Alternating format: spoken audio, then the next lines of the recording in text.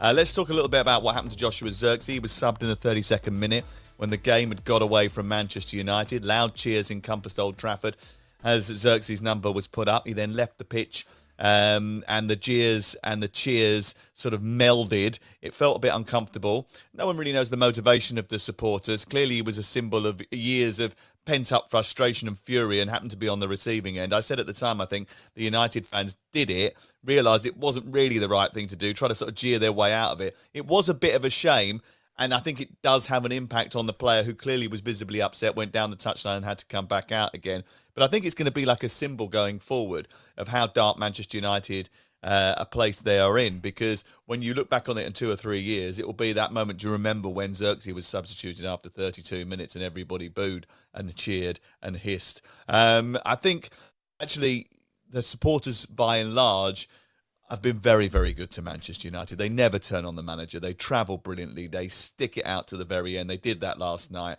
when many people would have walked away. I thought it was unfortunate, the Zirkzee stuff. It was awkward. I felt sorry for him. But it was the manager's choice to pick the team, and he's got to take that one on the chin, I think, and deal with the fallout.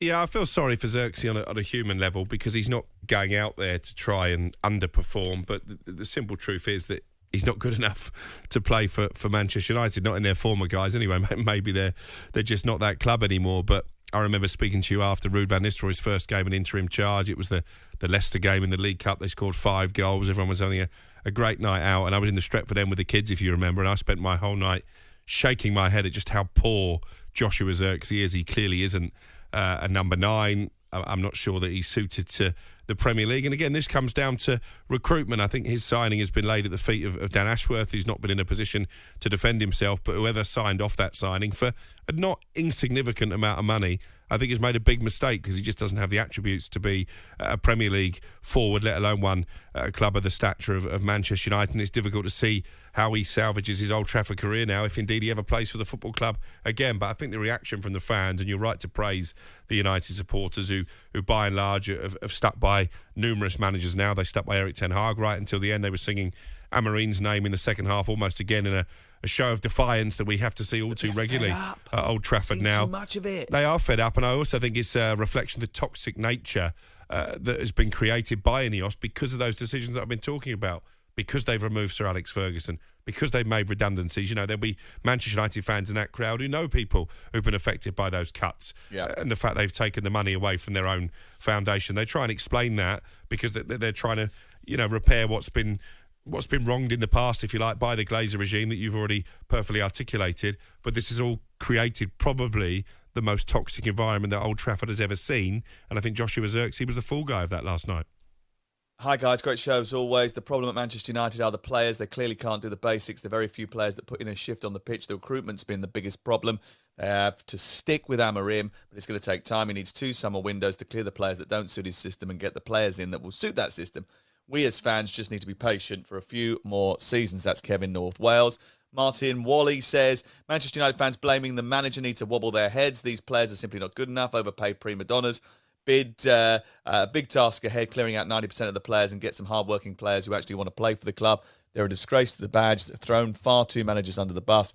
They need to be held accountable. The way the Manchester United fans treated Zirkzee last night was an absolute disgrace. Booing and cheering when he was subbed because the player was played out of position. He hasn't played in 4 games, put into a position where he's expected to run it. Was embarrassing from an embarrassing fan base at the moment. You can tell the away fans are true fans, and Old Trafford is now a tourist hub, which has been surrounded by people who watch football through social media, and that's an acceptable way to treat one of their own players. Dan, who is an Oxford fan.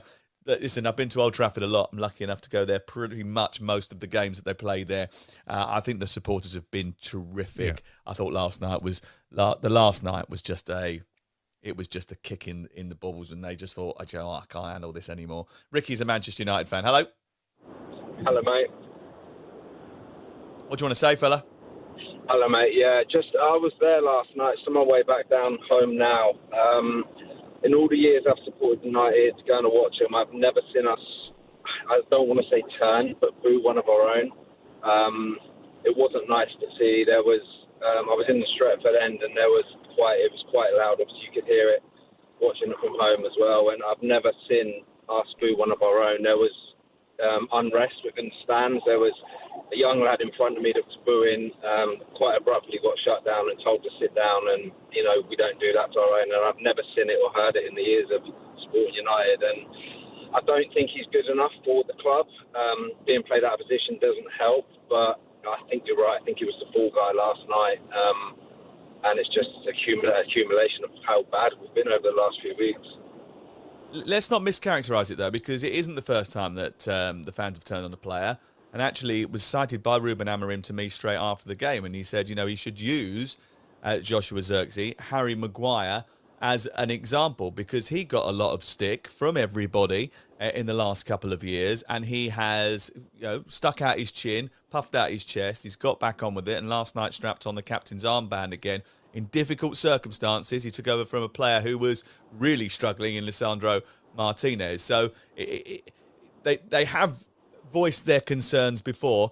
I must admit, I thought that the whole thing was more a sort of accumulation of frustration than it was necessarily just about Zirkzee. I think we've got to the point where we've realised that it's the players. The players aren't good enough. 90% of those that are wearing that shirt, I don't think are fit to lace up their boots to wear a Manchester United shirt. I don't think it's the manager. I'm fully behind Ruben. I think he is a breath of fresh air, as a previous caller just said. I like the way he's trying to stick to his ethos and the way he wants to play. The trouble is, I don't think we have the players to do that, and he's been brought in at the worst time. This time of year, with the fixtures we've got coming up, doesn't help him. But I really don't think it's the manager. We haven't got it right in the last 10, 12 years since Ferguson left. That's obvious. But I think the players are finally to blame, and I think that's where the unrest is coming from with the crowd. They are seeing that these guys, someone a previous caller mentioned as well about the body language, the heads go down when the goals go in. There's no Roy Keane, no leadership, no one's picking them up by the scruff of the neck saying, that's not what this club's about, that's not how we deal with it, and sticking, there's no energy on the field. Nobody wants to play. There's no energy on the field. You're absolutely right about that. That's a massive, massive issue, isn't it, Crook? The fact that, you watch them, you look at Bournemouth, you look at Victoria Pilsen, you look at Wolves, you look at Newcastle last night, physically, dynamically, athletically, all of those teams are better than Manchester United. And that, that's a basic, to be fit, ready, sharp and willing to die for the cause. That's just a basic, isn't it? Yeah, but I think fitness in the modern game is a state of mind as much as anything else, because, players do look after themselves a lot better than they maybe did even 10, 15 years ago, and they have all the sports science data on hand. Managers know if they're in danger of picking up an injury if they're in the red zone. Manchester United players not working hard enough isn't down to physical fitness, it's down to mental fitness and fortitude and attitude and application, all the things that those teams you've mentioned have got in spades, and Manchester United are lacking. Just occurred to me there, and again, going back to the Zirkzee situation, the toxicity around Old Trafford, I think Ineos have played a big part in with the cuts they've been making off the pitch. How about these Manchester United players who you've just mentioned have lost more games in December than for decades? Any other month since 1962.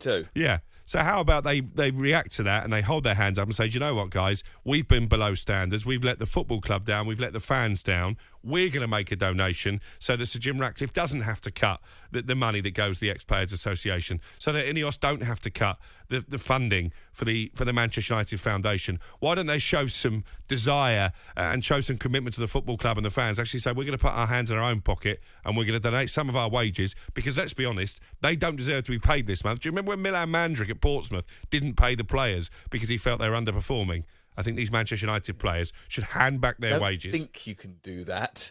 Farah is on the line. Hello. Hi. Can you hear me? What do you want to say? Well, yeah, we can hear you. Go for it. I think we just need to take a deep breath and accept that we have a real possibility that United will be relegated. And that's the best thing that can happen to this club. Thanks to Ratcliffe, we need to remove the high expectation and pressure from this club. You look at Wolves and both, they've got nothing to lose. We are a mediocre clubs we should be. I think Ratcliffe has come on, he's destroyed the morale in this club. He's made some ill-thought decisions, saving pennies. Loose change in the scheme of things. And I feel sorry for this manager. This job and this club is far too big for him. He hasn't got the experience to manage this club. We brought him in because he plays 3-4-3. You know, for a little Portuguese club, I mean, at this moment in time, even if you have the best manager on planet, we're not going to turn this round. We need to get relegated. We need to rebuild this club again.